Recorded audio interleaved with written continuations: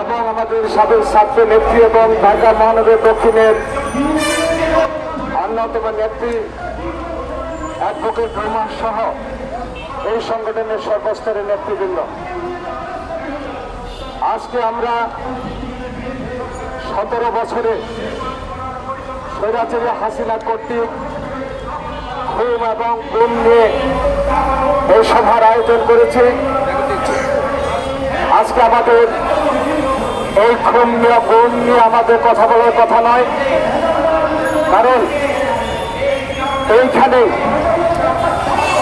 এই চৌধুরী আলমের নিরুদ্দেশ হওয়া, ইলিয়াস আলী নিরুদ্দেশ হওয়ার বিষয় নিয়ে আজকে যারা যিনি এই অন্তর্বর্তীকালীন সরকারের